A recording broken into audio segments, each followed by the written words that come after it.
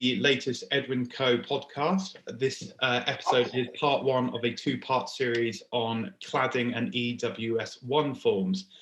My name is Harry.Rudolf. I'm an associate in the property department here at Edwin Co LLP. I'm joined today by my colleague Nada.AlAnsari, who is a fellow associate in the property department. Hello, Nada. Hi, Harry. Hello, Nada. And I'm joined by Tim Clark, an associate in the property litigation department. Hi, Tim. Hi, Harry. So we thought we would just come together today and have an informal chat on this area of law, considering it is extremely complicated. And there are many questions that flat owners have on this. So we were hoping to try and break this down to an understandable level. So first of all, Nada, all these terms are bandied about in the national press, but many people don't know what they mean. To start off simply, what is cladding? Harry, that's a great place to start. It's not as straightforward as we think. One definition I heard is cladding is the skin of the building. And I think that's a good way to describe it. It's the application of one material over another for purposes such as weatherproofing, thermal insulation, or just simply to improve the appearance of the building. But it's been a very controversial area recently, and I've been seeing different news stories pretty much every week, almost every few days. So Tim, can you tell us why has it been making the news? Yeah, absolutely. I don't think a week goes by where you don't read or hear stories in the press about cladding and all the issues that people are facing, which are massive at the moment.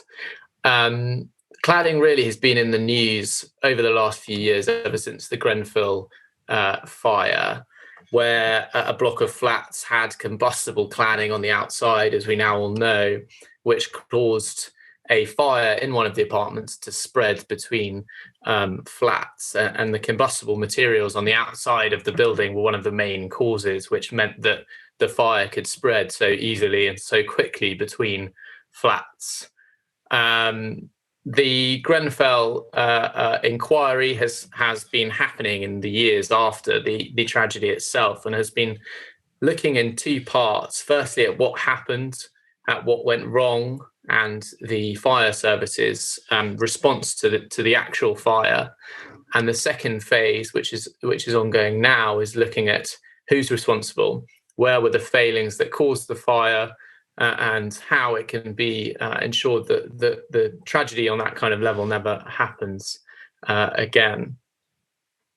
One of the main issues that has come to light post-Grenfell is the compartmentation of flats within a block. So the idea that where you have a block of flats, each flat is in itself a self-contained fireproof box. And as a result, blocks of flats have what's called a stay-put fire evacuation policy, which means that compartmentation of your flat should keep your flat insulated from any fire that's in the common parts for a specific amount of time, usually about half an hour. And if there is any failure in that compartmentation, such as at Grenfell, then the fire can spread quickly through the building. And so there's been a change, as I say, from a stay-put policy, which is where you stay in your flat until the fire service arrive, to a simultaneous evacuation policy, which is the idea that where there is a fire in the common parts, the fire alarm will go off, and everyone will then leave their flat and go outside. So that's been quite a big shift in that regard. So a lot of issues have come out of Grenfell. Today we're talking about cladding, but with cladding issues, it has opened a can of worms. As you said, Tim, there are all kinds of issues, from the insufficient cavity barriers and poor workmanship, often when there are inspections. So it's just a really big problem. I mean, I was just reading the other day about how owners of a building in Bethnal Green are facing up to £150,000 in repairs to each flat owner to make their homes fire safe and compliant with all of these regulations. It's not just limited to cladding, and I think people need to know that. So Harry. So Harry, you wrote a blog about this last year. Can you tell us what changes were made as a result of the Grenfell tragedy? Yes, of course. So first of all, one major change that happened in sort of financial terms was in 2019, specifically December 2019, the external wall system, or the external wall system process, shortened to EWS, and resulting EWS1 form were launched by the banking trade bodies UK Finance and the Building Societies Association, as well as the Royal Institute of Chartered Surveyors, in order to give clarity to lenders and comfort for buyers when they're buying a residential flat post-Grenfell. Tim, you have spoken previously about the Building Safety Fund and Waking Watch Relief Fund. Can you talk a bit about that?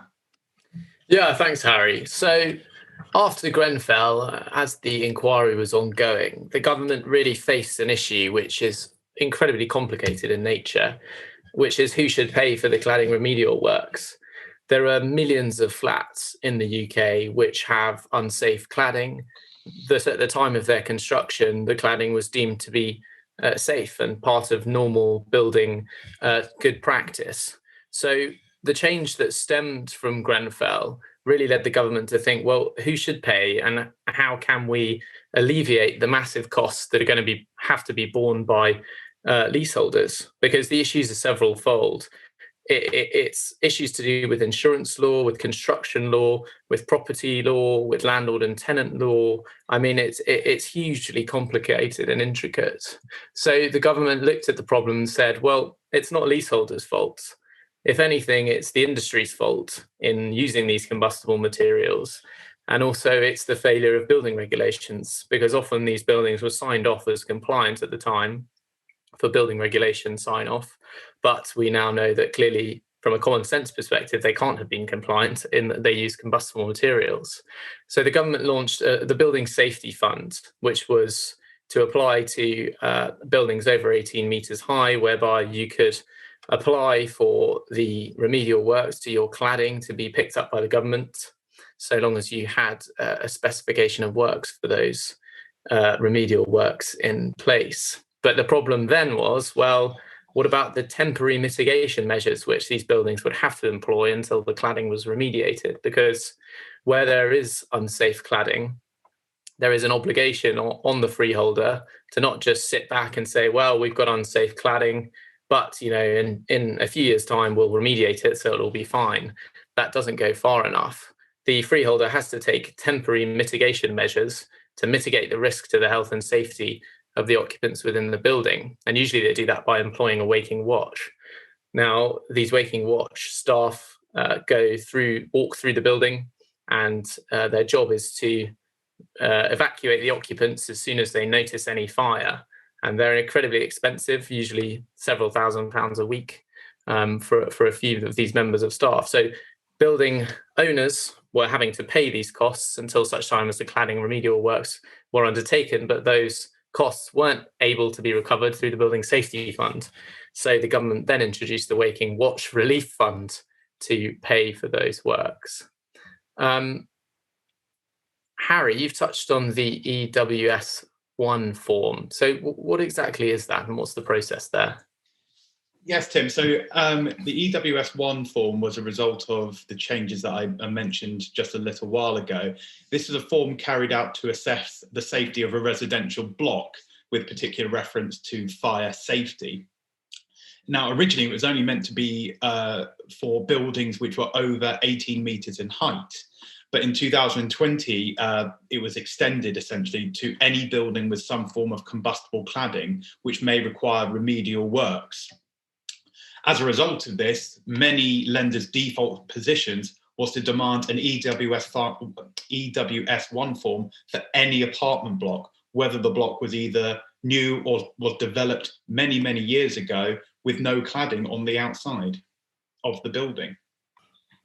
Nada, could you maybe just tell us why EWS1 forms are causing so many problems for flat owners? Well, Harry, you explained it really well just now. Lenders have been demanding an EWS1 form for all buildings, even if one is not actually required. And this is what's causing a huge backlog, and people are just stuck because everyone now needs an EWS1. I was actually reading in the Times, there was a ridiculous number. It says that how many millions of flats are affected by this now? Yeah, towards the end of last year, I read it was about 1.5 million flats that are currently affected by this. But I think this number has just gone up and up ever since then. And again, one of the main reasons, I think, is because if an apartment block does not reach a certain level of safety standard, a flat owner will find it increasingly difficult to sell or even remortgage their flat, and will be stuck in the property until the cladding issues or safety issues are fixed. And depending on what needs to be done, this could take many, many years. Furthermore, if an EWS1 form is not even issued, the sellers will have to wait until one has been done until they can properly sell their property. There are currently around 300 experts who can issue these kinds of forms. So you can imagine that there is a huge backlog to try and get these forms done for residential blocks around the UK. The government has funded a training program to get more surveyors au fait with what these forms include. But of course, the benefits of this will take time to filter through. One of the that's a really good point, Harry. I mean, one of the massive things that we're seeing in the dispute side is freehold owners who are trying to put the cost of the remedial works through the service charge, and people will often come to us and ask what they can do about this. And the short answer is it really depends on what your lease says. So within every lease, or certainly all modern leases, there will be provisions in there which set out the amounts that your landlord can charge you through your service charge, and what proportion of those costs you as the individual leaseholder, flat owner, will have to meet. Often, as we've touched on in this talk, those remedial works can be well into the hundreds of thousands or millions of pounds.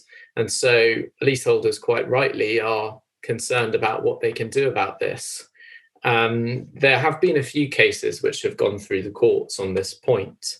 And those cases have said that where there are the relevant lease terms which set out that a landlord is entitled to charge things to do with the cost to do with the health and safety of the building or with complying with relevant legislation, then those costs can be put through the service charge so long as they're reasonable. And I think you'd be hard pressed to find a judge who would say that the remedial works that are urgently needed to a building to make it health and safety and fire safety compliant would not be reasonable in those circumstances. So it's a real problem, and one which, as we've said, is widespread, and the government is doing something to try and accommodate. So Harry and Nada, what changes have you guys seen being proposed to fix these problems? Thanks for that, Tim. I actually wrote a blog on this very recently. The Royal Institute of Chartered Surveyors have been consulting on draft guidance, which sets out criteria based on government advice to assist valuers in deciding when an EWS1 form is not required. So what they're trying to do with this guidance is to narrow down the number of buildings that actually require the EWS1, rather than taking a blanket approach on all buildings, which is why there is such a big backlog. And also in November, the government and other associations had to reach an agreement that buildings without cladding would no longer need an EWS1 to be sold or remortgaged. It seems kind of obvious, but they had to put that in writing for people to follow. So we're expecting the results of the consultation this month in February, and hopefully that may provide more guidance to lenders and others on how to proceed with the EWS1s. Yeah, no, it's very much up in the air, and we will have to wait and see what these updates will lead to. So that is the end of our first podcast on cladding and EWS1 forms. We hope that you found this helpful. Our contact details will be in the description for this podcast. And if you've got any questions you wish us to answer for you in the second podcast, then please do send them to one of us. Like I said, we are taking questions on this topic. So if you have any cladding related questions or would like to share your experience, please do send us an email and we will discuss them in the next episode. Please do visit the Edwin Co website or contact us to learn more about the topics discussed in this episode. So just want to sign off and say thank you, Nada. Thank you, Tim, for joining me today. Cheers. Thanks, Harry. Harry. Thank you very much. And I will see you for the second episode.